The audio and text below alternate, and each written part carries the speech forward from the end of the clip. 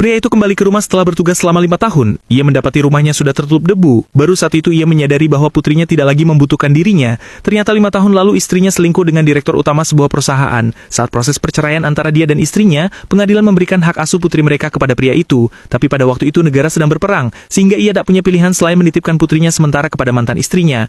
Bertahun-tahun kemudian ketika pria itu kembali dari perang, ia telah menjadi seorang komandan yang sangat dihormati. Namun betapa terkejutnya dia ketika mengetahui bahwa putrinya telah menerima direktur utama sebagai ayah tirinya. Hatinya pun hancur. Malam itu ia minum sendirian di luar. Tiba-tiba ada seorang gadis duduk di depannya. Ternyata dia sedang dikejar oleh preman. Gadis yang ketakutan itu memohon agar pria itu membantunya. Ia menyuruh gadis itu lain kali agar pulang lebih awal. Kemudian ia berjalan dengan tenang menuju preman itu. Pemimpin geng menyuruhnya pergi, tetapi pria itu tetap tenang dan tidak bergeming. Ia tidak pernah kalah dalam pertarungan seumur hidupnya. Pemimpin geng tiba-tiba membalikan meja di dekat mereka. Para pelanggan yang sedang makan di luar restoran pun ketakutan. Gadis itu pun ingin melarikan diri, tetapi ia takut pria itu akan terluka karena melindunginya. Akhirnya ia memutuskan kembali untuk membantunya. Beberapa saat kemudian mata gadis itu terkejut karena pria itu sudah mengalahkan seluruh preman itu. Hanya pemimpin geng yang masih berlutut memohon belas kasihan. Dengan wajah kesal, pria itu menyuruhnya pergi. Pemimpin geng pun langsung pergi bersama anak buahnya. Gadis itu berterima kasih dan menanyakan nama pria itu. Namun ia tidak ingin mengungkapkan terlalu banyak tentang dirinya dan pergi begitu saja meninggalkan restoran. Saat itu ibu gadis tersebut datang. Gadis itu pun menceritakan semuanya dan ibunya sangat berterima kasih kepada pria itu. Ketika mereka memikirkan bagaimana cara berterima kasih padanya, gadis itu melihat sesuatu di atas meja. Ternyata itu adalah sebuah SIM. Dari situlah mereka mengetahui bahwa pria yang menyelamatkannya bernama Smith. Namun gadis itu belum tahu bahwa ia akan segera bertemu lagi dengannya. Keesokan harinya Smith menghadiri acara pesta ulang tahun.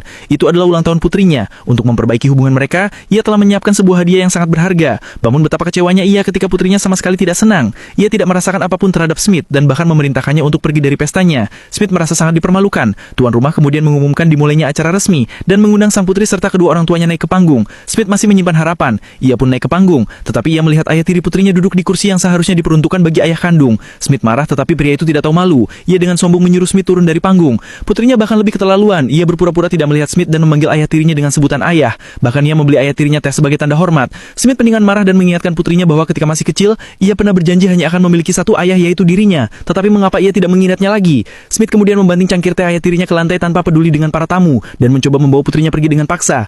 Namun putrinya berkata bahwa Smith terlalu memaksa. Ia menepis tangan Smith dan berkata bahwa satu-satunya ayahnya adalah ayah tiri itu. Smith marah dan hancur hatinya. Ia memperingatkan putrinya agar tidak terlalu naif. Meskipun ayah tirinya tampak kaya, Smith diam-diam telah menyelidiki latar belakangnya dan menemukan fakta bahwa pria itu membangun kekayaannya dengan bisnis ilegal dan perusahaannya dapat bangkrut kapan saja. Putrinya terkejut. Ia tidak tahu kalau ayah tirinya seperti itu. Ibunya panik dan menuduh Smith berbohong. Menurutnya ayah tiri itu adalah seorang miliarder dengan kekayaan 15 miliar euro. Sedangkan Smith hanyalah seorang tentara yang baru pensiun. Ia menuduh Smith hanya iri pada kekayaan ayah tiri anaknya.